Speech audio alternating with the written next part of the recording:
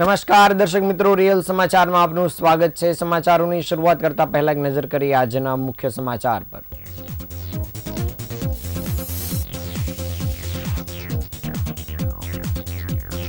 આવતીકાલથી 2 દિવસ માટે સુરતની 350થી વધારે બીઆરટીએસ બસોના પૈડા થંભી જશે। 2 લાખથી વધુ મુસાફરો પ્રભાવિત થશે। ઉત્તરાયણ દરમિયાન ઇજાગ્રસ્ત પશુ પક્ષીઓને બચાવવા માટે કરુણા અભિયાન તૈયાર।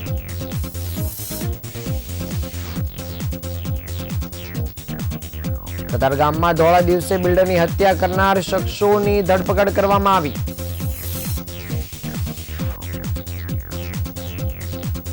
રાજ્યના ટીઆરબી જવાનોના દૈનિક માનદ વેતનમાં કરાયો ધરખમ વધારો।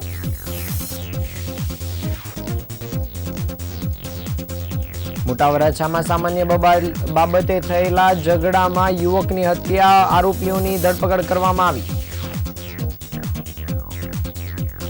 નેશનલ રોડ સેફટી મંથ અંતર્ગત સુરત ટ્રાફિક જવાનો માટે ફ્રી મેડિકલ કેમ્પ યોજાયો।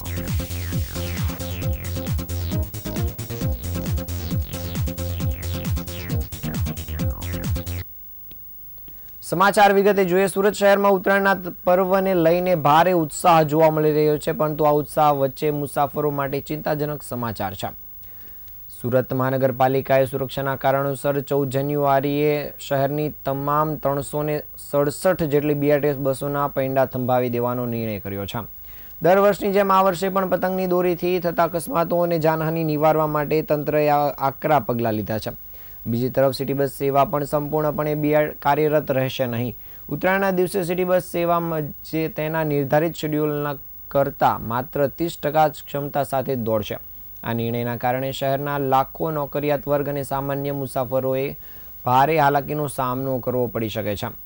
વાસી ઉત્તરાયણ એટલે કે 15મી નવેમ્બરના રોજના દિવસે સ્થિતિમાં વધુ મોટો સુધારો કરવામાં આવશે નહીં, કારણ કે તે દિવસે પણ બસ સેવામાં 70% જેટલો કાપ યથાવત રાખવામાં આવ્યો છે। આ નિર્ણય પાછળનું મુખ્ય કારણ બીઆરટીએસ કોરિડોરમાં થતા અકસ્માતો છે। ઉત્તરાયણ દરમિયાન પતંગ લૂંટવા માટે નાના બાળકો અને યુવાનો અચાનક બીઆરટીએસના ટ્રેક પર દોડી આવતા હોય છે અને બસોની ગતિ વધુ હોવાથી ચાલક અચાનક બ્રેક મારી શકતા નથી।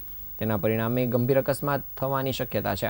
આ ઉપરાંત હવામાં લટકતી પતંગની કાચ, કપાયેલી દોરી, ટુ વ્હીલર ચાલકોની જેમ બસમાં સવાર મુસાફરો અને ડ્રાઈવરો માટે પણ જોખમી સાબિત થઈ શકે છે। પતંગ ઉત્સવના દિવસે લોકો અગાશી પર વ્યસ્ત હોય છે અને રસ્તાઓ પર ભીડ ઓછી હોવા છતાં સુરક્ષામાં કોઈ કચાશ ન રહે તે માટે પાલિકાએ આ સેફટી ફર્સ્ટ એપ્રોચ અપનાવ્યો છે। વાસી ઉત્તરાયણે પણ પતંગબાજી ચાલુ રહેતી હોવાથી 15 જાન્યુઆરીએ બીઆરટીએસને માત્ર 30% અને સિટી બસને 50% ક્ષમતા સાથે ચલાવવાનું નક્કી કરાયું છે।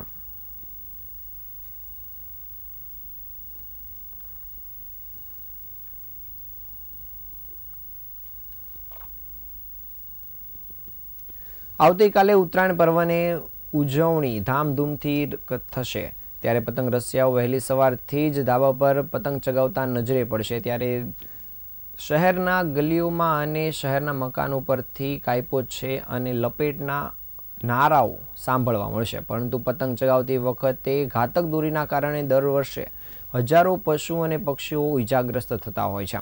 આવા ઇજાગ્રસ્ત પશુ પક્ષીઓની તાત્કાલિક સારવાર અને બચાવ માટે શહેરની જીવદયા સંસ્થાઓ દ્વારા વિશેષ વ્યવસ્થા કરવામાં આવી છે। શહેરની જૂની અને જાણીતી કરુણા અભિયાન સંસ્થા દ્વારા તમામ પૂર્વ તૈયારીઓ પૂર્ણ કરી દેવામાં આવી છે। કરુણા અભિયાન દ્વારા 10 જેટલા અનુભવી ડોક્ટરોની ટીમને સ્ટેન્ડ બાય રાખવામાં આવી છે। સાથે સાથે ઇજાગ્રસ્ત પશુ પક્ષીઓને તાત્કાલિક સારવાર માટે એક એમ્બ્યુલન્સની પણ વ્યવસ્થા કરવામાં આવી છે।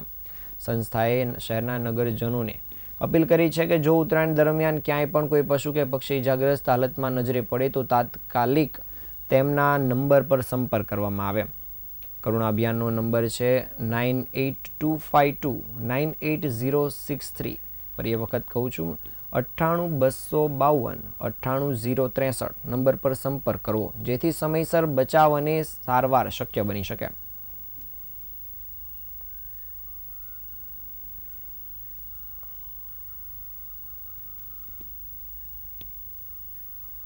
કરુણા ચંદ્ર સુખસોમ સંસ્થા સુરત ધર્મેન્દ્ર પી સંઘવી આજ રોજ અહીં આઈસીયુ સેન્ટર જે ચાલુ કરવામાં આવ્યું છે, તહેવાર જે ઉત્તરાયણનો તહેવાર છે એનો વ્યવહાર ભૂલી ચૂકાયાના લીધે જે પક્ષીઓ ગવાય છે એના માટે એક આઈસીયુ સેન્ટર ઊભું કરાયું છે, જેમાં પક્ષીઓ આવે તો એનો કેસ પેપર, એને ટેગિંગ એટલે કે નંબર આપવામાં આવે, એના બોડી વેટ પ્રમાણે એની ટ્રીટમેન્ટ ઓનલી વેટરનરી ડોક્ટરો દ્વારા જ કરવામાં આવે, જેમાં અમે હીટિંગ પેડ, એને ટેમ્પરેચર એક જ મળે, આગળ એને બેન્ડેજ એવી કે એના પાંખ ઘવાયની અને ઘવાયેલી પાંખમાંથી રૂછા વધારે ન નીકળે, એના ટાંકા એવા લઈએ છીએ કે જે ઓટોમેલ્ટ થઈ જાય.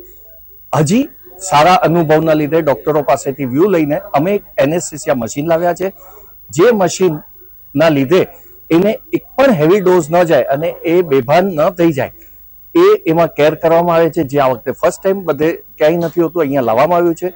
કરુણા જે ચોક બજાર સ્થિત કાર્યાલય છે, આઈસીયુ, એનો હેલ્પલાઇન નંબર છે 9825298063. આપ બી એવું કોઈ બળ જુઓ તો આ નંબર પર કોલ કરો, અથવા ચોક બજાર જે સેન્ટરમાં છે, રાહ ન જોતા તમે બળને લઈને અહીંયા આવશો તો એક સરસ જીવ રક્ષાનું કાર્ય થશે. પ્રણામ.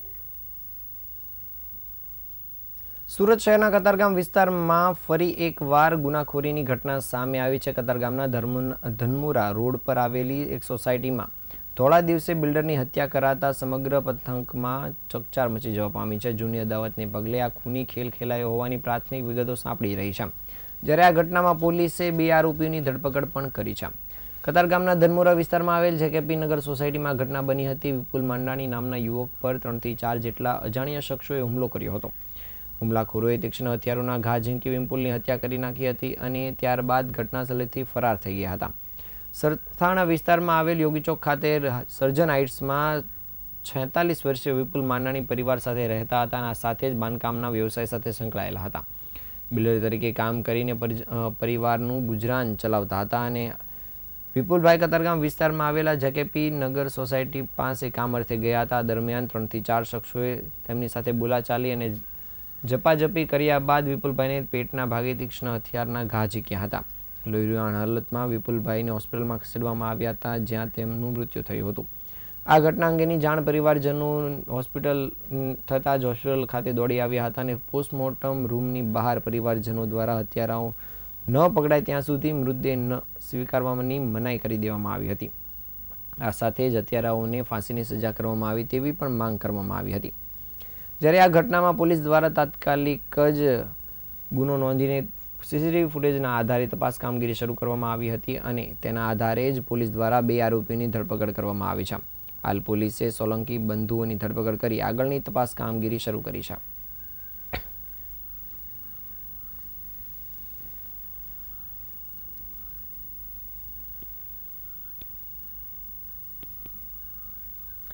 રાજ્યના મુખ્યમંત્રી ભૂપેન્દ્રભાઈ પટેલના નિર્દેશ હેઠળ અને નાયબ મુખ્યમંત્રી હર્ષ સંઘવીના માર્ગદર્શન હેઠળ ગૃહ વિભાગ દ્વારા રાજ્યના ટ્રાફિક બ્રિગેડના જવાનો માટે એક અત્યંત મહત્વપૂર્ણ નિર્ણય કરવામાં આવ્યો છે. ટ્રાફિક બ્રિગેડના જવાનોના દૈનિક માનદ વેતન 300થી વધારીને 450 આપવામાં આવશે તેવો નિર્ણય કરાયો છે.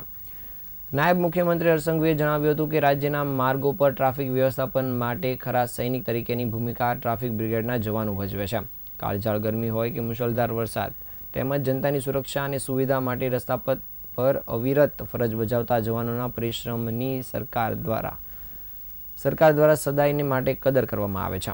ઉલ્લેખનીય છે કે રાજ્યના મોટા શહેરો સુરત, રાજકોટ અને વડોદરામાં ટ્રાફિક એજ્યુકેશન ટ્રસ્ટ દ્વારા શરૂ કરાયેલી ટ્રાફિક બ્રિગેડ વ્યવસ્થા આજે સમગ્ર રાજ્યમાં કાર્યરત છે. ટ્રાફિક નિયમનમાં પોલીસને પૂરક બનતા જવાનોના કાર્યક્ષેત્રને ધ્યાને રાખીને રાજ્ય સરકારે તેમના માનદ વેતનમાં વધારો કરવાનો નિર્ણય કર્યો છે. ગૃહ વિભાગના વર્ષ 2018ના ઠરાવ મુજબ અત્યાર સુધી ટ્રાફિક બ્રિગેડના જવાનોને પ્રતિદિન 300 ચૂકવવામાં આવતા હતા અને રાજ્ય સરકાર દ્વારા આ વેતનમાં વધારો કરીને પ્રતિદિન ₹450 આપવામાં આવ્યો છે. આ નિર્ણયનો સીધો લાભ રાજ્યના અંદાજિત 10,000થી વધુ ટીઆરબી જવાનો અને તેમના પરિવારજનોને થશે. રાજ્ય સરકારના સંવેદનશીલ અભિગમ સાથે લેવાયેલા નિર્ણયનો અમલ આજથી જ શરૂ કરવામાં આવશે, જે ટ્રાફિક બ્રિગેડના જવાનો સાથે આર્થિક રીતે પ્રોત્સાહક બની રહેશે. જ્યારે સુરતમાં ટ્રાફિક બ્રિગેડ તરીકે ફરજ બજાવતા જવાનોમાં આ સમાચાર મળતા જ ઉત્સાહની લાગણી જોવા મળી હતી. ત્યારે એકબીજાના મોં મીઠા કરાવી તેઓ દ્વારા આ બાબતે ઉજવણી પણ કરવામાં આવી હતી.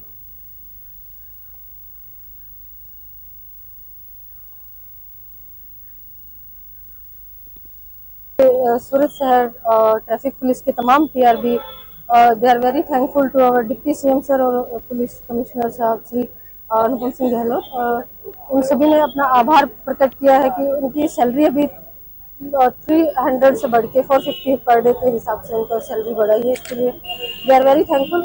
इस खुशी को मनाने के लिए उन्होंने आज यहाँ सभी जगह मिठाइयाँ डिस्ट्रीब्यूट की हैं, साथ में सरकार के प्रति अपना आभार व्यक्त किया है और उन्होंने आश्वासन दिया है कि आगे भी वो अपना काम पूरे निष्ठा और पूरी मतलब लगन के साथ आगे भी अपनी ड्यूटी करते रहेंगे।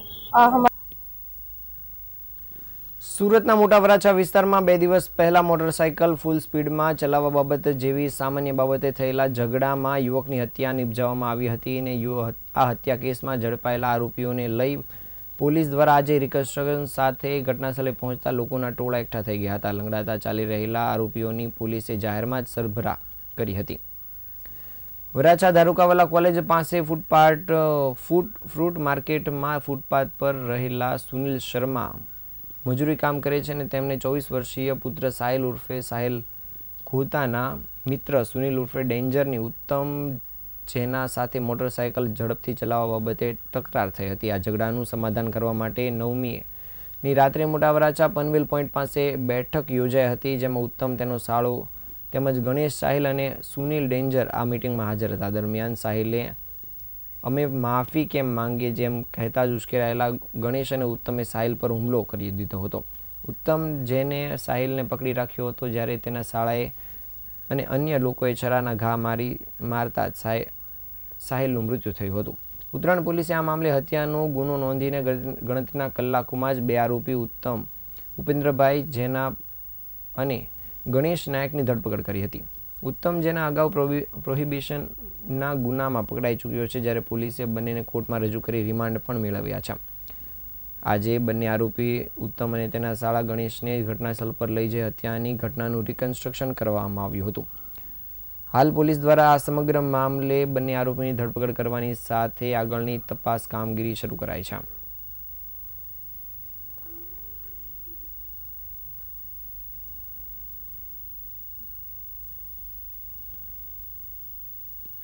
નેશનલ રોડ સેફટી મંથ અંતર્ગત સુરત શહેર ટ્રાફિક બ્રિગેડના ટીઆરબી જવાનો માટે એક મહત્વપૂર્ણ આરોગ્ય સેવા કાર્યક્રમનું આયોજન કરવામાં આવ્યું હતું.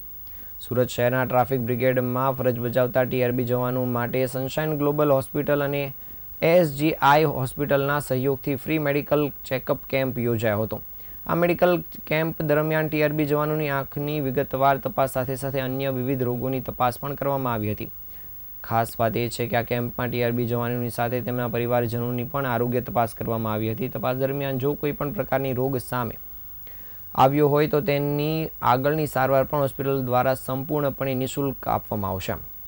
કેમ્પ દરમિયાન ટીઆરબી જવાનોની ઇમરજન્સી સ્થિતિમાં કઈ રીતે તાત્કાલિક સારવાર આપવી, પ્રાથમિક સારવારના પગલાં શું લેવા જોઈએ તે અંગે પણ માર્ગદર્શન પૂરું પાડવામાં આવ્યું હતું. સમગ્ર કાર્યક્રમ દરમિયાન સનશાઇન ગ્લોબલ હોસ્પિટલ અને એએસજી આ હોસ્પિટલના નિષ્ણાત ડોક્ટરો હાજર રહ્યા હતા અને જવાનોને જરૂરી માહિતી અને સલાહ આપી હતી.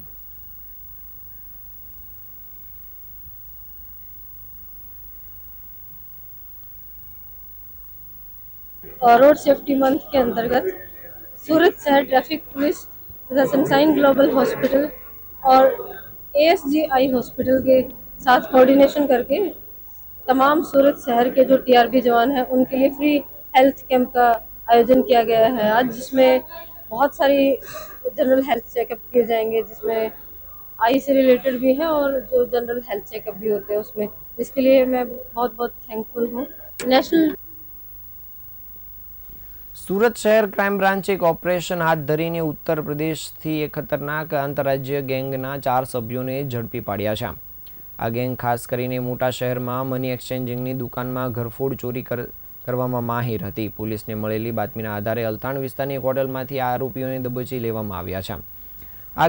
આ ગેંગની કામ કરવાની પદ્ધતિ જોઈને પોલીસ પણ ચોંકી ઉઠી હતી. આરોપીઓ કોઈપણ નવા શહેરમાં જઈને સૌપ્રથમ ગૂગલ સર્ચ એન્જિન પર મની એક્સચેન્જ નિયર મી સર્ચ કરતા હતા અને તેને ખબર પડતી હતી કે આવી દુકાનોમાં મોટી માત્રામાં રોકડ રકમ ઉપલબ્ધ હોય છે. ગૂગલ દ્વારા લોકેશન મેળવી તેઓ દિવસ દરમિયાન રેકી કરતા અને રાત્રે ચોરીને અંજામ આપતા હતા. આરોપીઓ પોતાની પાસે લોખંડના મજબૂત સળિયા રાખતા હતા અને ટાર્ગેટ નક્કી થયા બાદ મોડી રાત્રે દુકાનના શટર અથવા તો દરવાજાના તાળા તોડી અંદર પ્રવેશતા અને રોકડની ચોરી કરી નાસી છૂટતા હતા. ક્રાઇમ બ્રાન્ચે જે 4 આરોપીને પકડ્યા છે તેમાં રિંકુ ચૌહાણ, યોગેશ કુમાર ઠાકુર, જુગેન્દ્ર રાજપૂત અને અભિષેક ઠાકુરનો સમાવેશ થાય છે. આ ગેંગ તાજેતરમાં જ તમિલનાડુના ચેન્નઈમાં ચોરી કરીને ટ્રેન મારફતે સુરત આવી હતી. તેઓ સુરતમાં પણ મની એક્સચેન્જની ઓફિસો ગૂગલમાં સર્ચ કરી તેને તોડવાની ફિરાકમાં હતા. તે પહેલાં જ પોલીસે આરોપીઓને અલથાણ ખાતેની એક હોટલમાંથી ઝડપી પાડ્યા હતા. હાલ પોલીસે તેની પાસેથી મુદ્દામાલ જપ્ત કરવાની સાથે આગળની તપાસ કામગીરી શરૂ કરી છે.